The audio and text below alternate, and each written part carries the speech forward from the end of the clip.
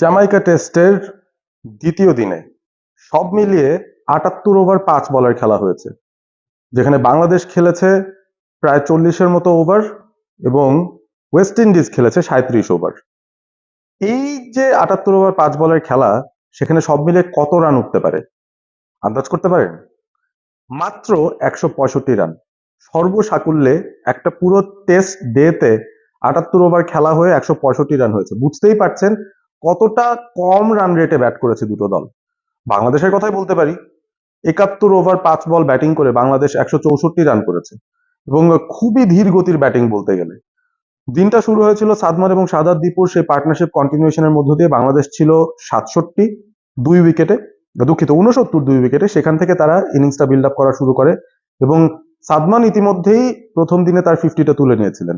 আরো 14টা রান যোগ করতে পেরেছেন সাদমান, 64 রান করে তিনি আউট হয়ে যান এবং শাহাদাত দীপু অনেকক্ষণ ধরে উইকেটে থিতু হওয়ার চেষ্টা করেও কোনো সময় তাকে সেট মনে হয়নি। যখন 22 রানে পৌঁছেছেন, 89টা বল খেলেছেন, তারপর তিনি আউট হয়ে গেলেন এবং এছাড়া বলার মতো বাংলাদেশের পক্ষে শুধুমাত্র মেহেদী হাসান মিরাজ কিছু রান তুলেছেন, 36টা রান তিনি যোগ করেছেন। তাইজুল তাকে সঙ্গ দিচ্ছিলেন কিছুক্ষণ।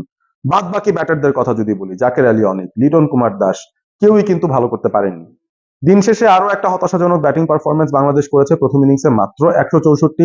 তবে সময় হিসাবে অবশ্যই দ্বিতীয় দিনেরও বেশিরভাগ সময় তারা যেহেতু ব্যাট করেছে, দিনের হিসাবটা বা সময় হিসাবটায় বাংলাদেশ মোটামুটি ১.৫ দিন পার করানোর মতো একটা ঘটনা ঘটিয়ে ফেলেছে।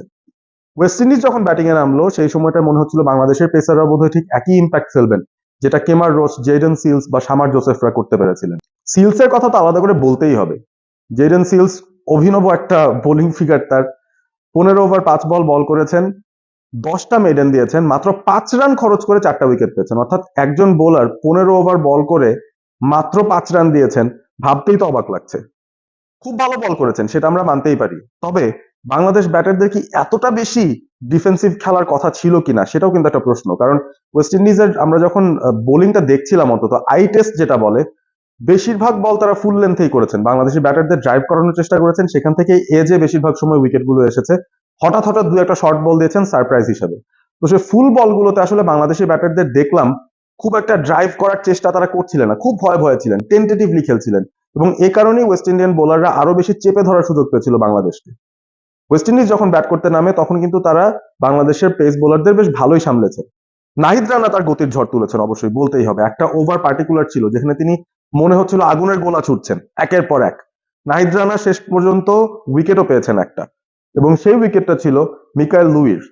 অপর ওপেনার ক্যাপ্টেন ক্রেগ ব্র্যাথওয়েট, তিনি অপরাজিত থেকে শেষ করেছেন 33 রানে এবং তার সঙ্গে কেসি কার্টি 16 রানে অপরাজিত ছিলেন। সব মিলিয়ে 70 রান এক উইকেটে। এই অবস্থায় ওয়েস্ট ইন্ডিজ দ্বিতীয় দিনের খেলায় তাদের প্রথম ইনিংসের ব্যাটিংটা শেষ করেছে।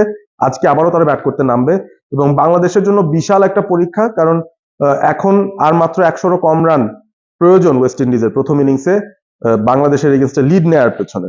সুতরাং সেই জায়গাটায় তারা যদি সফল হয়ে যায়, বাংলাদেশের জন্য আরো কঠিন সময় সামনে অপেক্ষা করছে নিশ্চয়ই। এখন ওয়েস্ট ইন্ডিজ যেই নিয়ন্ত্রণে বল করেছে বা যেভাবে বাংলাদেশকে রান করতে আটকে রেখেছে, উইকেট ফেলেছে একের পর এক, একই কাজ কি বাংলাদেশ তৃতীয় দিনে এসে করতে পারবে কিনা, সেটি এখন দেখার বিষয়।